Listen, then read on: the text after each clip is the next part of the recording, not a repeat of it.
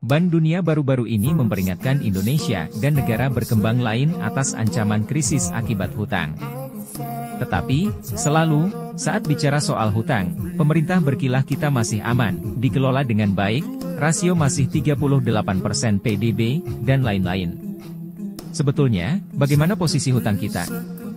Kita simak penjelasan ekonom Awalil Rizky. Menurutnya, memang Indonesia sudah rentan, pemerintah salah menggunakan indikator rasio hutang tersebut. Madu, salah satu obat paling mujarab, insya Allah. Sedia madu ternak dan madu hutan.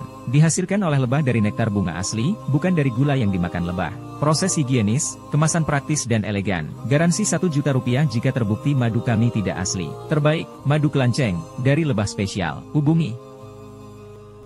Peringatan Bank Dunia itu sebenarnya juga ada dasar historis ya, tidak sekedar angka. Angka satu hal, angka itu maksudnya indikator. Kondisi utangnya itu dianggap aman, tidak aman kan ada indikatornya. Tapi juga atas dasar sejarah historis, di mana utang tersebut di banyak negara bisa menjadi pemicu krisis atau memperparah krisis. Jadi dua-duanya dan bisa bersamaan. Jadi tidak selalu utang yang menyebabkan krisis. Tetapi ketika ada goncangan ekonomi, negara tersebut sudah memiliki utang yang banyak, beban utang yang banyak, maka krisis menjadi lebih cepat buat dia. Ibarat tubuh manusia itu, orang yang punya utang banyak itu kan daya tahannya tidak sama dengan orang yang tidak punya utang. Kira-kira begitu. Peringatannya itu begitu. Nah, kondisi ekonomi dunia sudah 2 tahun terakhir sebenarnya, tapi menguat di 2023 ini. Yang menguat itu volatilitasnya, ketidakstabilannya. Baik karena soal, terutama ya, karena soal geopolitik, lalu soal memang life cycle di dalam dunia internasional itu setiap 10-12 tahun ada life cycle. Nah, jadi peringatan Bank Dunia itu kepada negara-negara yang saat ini sudah memiliki kondisi utang yang tidak baik. Maka pada saat ekonomi dunia makin tidak stabil dan menuju kepada resesi, maka negara-negara tertentu itu, termasuk Indonesia di dalam, memiliki ancaman yang lebih besar dibandingkan negara-negara yang utangnya tidak berat, gitu kira-kira. Ya, sebenarnya kondisi rasio atas PDB itu di undang-undang itu adanya di penjelasan, Mas Edi. Jadi undang-undang yang dimaksud itu adalah Undang-Undang Keuangan Negara Nomor 17 Tahun 2003 tentang keuangan negara. Di pasalnya itu tidak ada kata-kata 60% itu. Nah, di penjelasannya ada tentang batas maksimal. Batas utang itu kan akumulasi, sisa utang, outstanding atau sisa utang, posisi utang. 60% itu disebut batas maksimal. Saya tidak tahu bagaimana pemerintah mengambil itu sebagai batas aman. Teman-teman pemirsa bisa melihat di undang-undang itu nggak ada kata-kata aman. Adanya batas yang tidak boleh dilewati. Ibarat kita berjalan di pinggir jurang, 60% itu jatuh di jurang itu. Sedangkan batas untuk tidak jatuh kan misalnya 1 meter dari pinggir jurang. Atau di rel kereta api kan juga begitu, ada batas kuning itu. Nah, jadi saya punya penafsiran berbeda bahwa 60% itu bukan batas aman, batas yang tidak boleh dilewat. Bukti lain ada, bukti empiris. Kita kan pernah krisis tuh 97-98. Pertanyaannya, kita krisis itu mulai pertengahan. Kira-kira Mei sudah terasa, Juni sudah mulai krisis. Juni 1997. Berarti sampai Desember kan sudah krisis tuh. Belum puncaknya nanti di 98. Pada saat akhir Desember 97, itu berapa coba rasio utang kita? Rasio utang kita baru 37,92%. Akhir 1997 ketika krisis sudah mulai terjadi. Nah, sekarang berapa? Sekarang 39. Ya, bahwa itu aman, saya tidak mengerti. Karena di atas 60 itu adalah di akhir 98. Ketika krisis sudah akut, 61,74%. Jadi saya tidak setuju dengan ukuran pemerintah 60% itu adalah batas aman. Itu batas yang tidak boleh dilewati. Ada ukuran-ukuran batas aman yang lain yang dikenal dunia.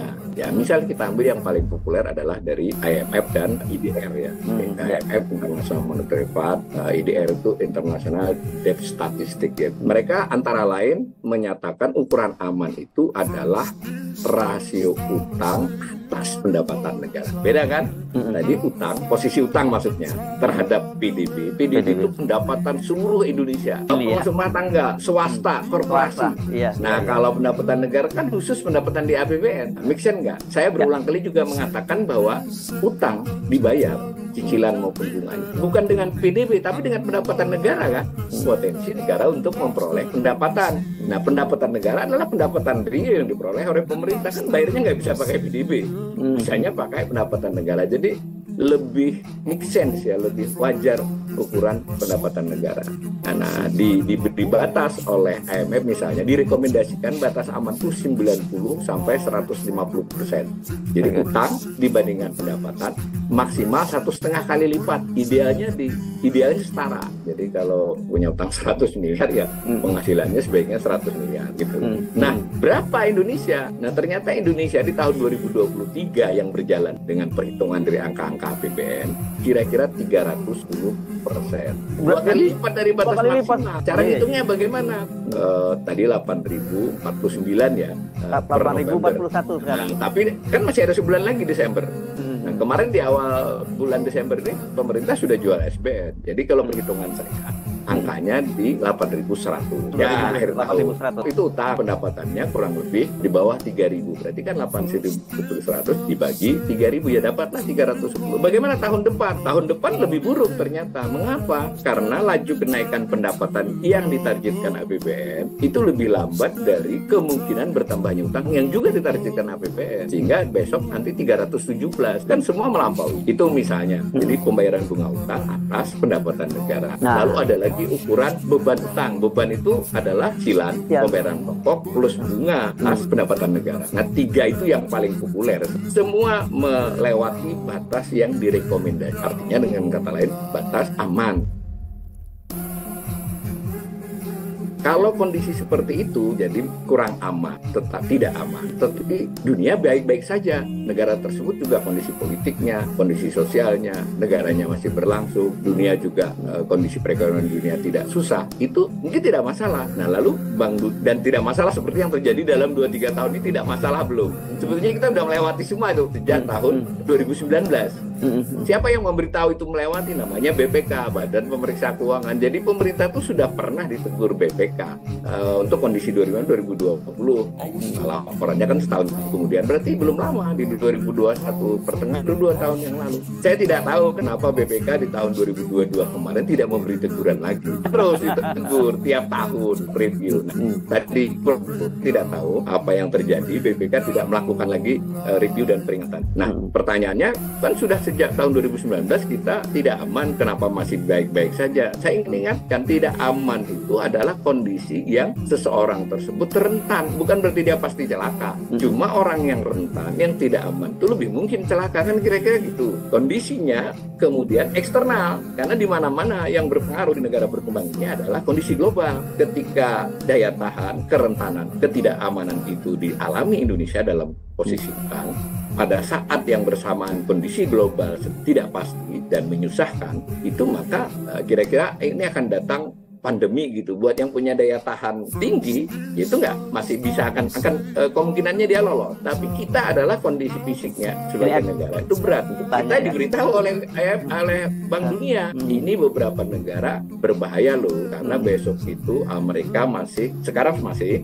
besok juga akan masih terus berusaha menahan duit di negara ini. Kemudian dalam supply and demand, artinya permintaan penawaran barang-barang itu akan ada masalah di mana banyak negara tidak mau misalnya ekspor pangannya karena khawatir kondisinya sendiri. Lalu harga pangan meningkat. Nah, buat negara-negara yang punya utang banyak kan duitnya kurang tuh. Nah, kan nanti kalau impornya banyak bagaimana? Begitu juga energi dan seterusnya. Kira-kira begitu.